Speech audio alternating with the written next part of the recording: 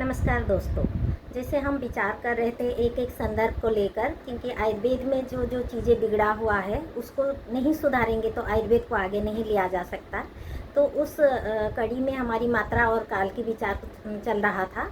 जैसे मात्रा के ऊपर रिसर्च की आवश्यकता है, उसी तरह जो काल के ऊपर भी ज्ञान की बहुत ज़रूरत है और उसमें रिसर्च भी ज़रूरत है। तो काल में एक तो व्याधि का काल हो सकता है, एक तो नॉर्मल जो हमारी सीजन के हिसाब से जो काल होती है उसके विचार की आवश्यकता है। तो व्याधि के हिसाब से कौन सी व्याधि की अवस्था को लेकर, जैसे कि ज्वर के आदि में लंघन श्रेष्ठ होता है, जरादव लंघनं पथ्यम। तो उसको जानने के बगैर अगर शुरू से दवाई दे दिया जाए जर की अमावस्था में ही, तो वो भी समजर में कन्वर्ट हो जाती है। तो इसी तरह जो भी व्याधि का जिस अवस्था में इलाज करने के लिए कहा गया है वही उसी अवस्था में ही हमें इलाज शुरू करना होगा। तो वैसे ही अभी आते हैं जो साधारण ऋतु विभाग जो है, इसका नॉलेज की हमारी बहुत कमी है अभी वैद्य गणों में। मैं देखती हूँ असल हम चरक संहिता के रेफरेंस को लेकर चलते हैं जो कि साधारण ऋतु विभाग है। उन्होंने भी हालांकि बताया है कि जो साधारण ऋतु में हमें जो शोधन कार्य करना है उसमें स्पेसिफिक उन्होंने प्रावृत शरत वसंत बोला है, पर वो कौन से महीना को लेकर ये बनेगा इसके बारे में नहीं बताया है, जो कि सुश्रुत संहिता सूत्र स्थान 6 चैप्टर में आया है। दो प्रकार की हमारी ऋतु विभाग है, एक सामान्य ऋतु विभाग और एक दोष संचय प्रकप के हिसाब से ऋतु विभाग।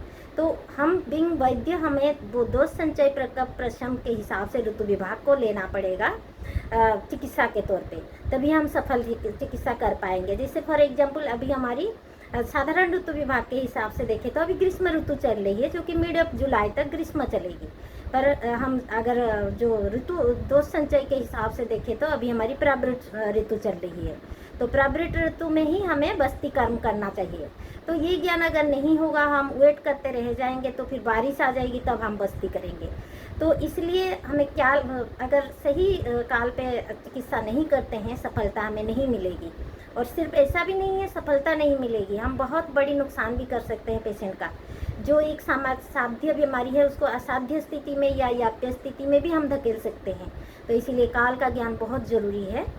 और मात्रा और काल के बारे में रिसर्च प्रॉपर उसमें एस्टैब्लिशमेंट हो, ये मेरे सरकार से अनुरोध है, NCSM से मेरे अनुरोध है, इसके बारे में विचार करें, रिसर्च करें और हमारे वैद्यगणों को उचित ज्ञान दें। हमारी अभी साइंटिफिक ज़माना है, इसमें हम अगर बिना तथ्य के साथ चलेंगे तो और गलत ज्ञान के साथ चलेंगे तो डेफिनेटली हमें अपना स्थान हम नहीं बना पाएंगे। कहीं ना कहीं हमें वो प्रतिरोध का सामना करना ही पड़ेगा। इसीलिए हमें सही ज्ञान को जाना पड़ेगा, जो कि हमारी ये जो मैं संदर्भ उठाती आ रही हूँ, ज्ञान विभ्रंश हुआ है।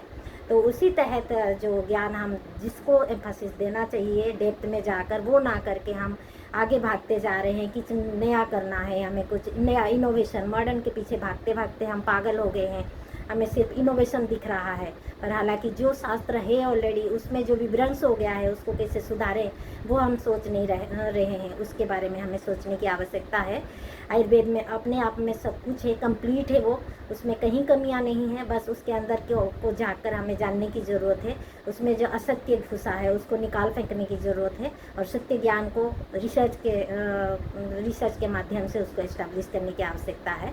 जय आयुर्वेद।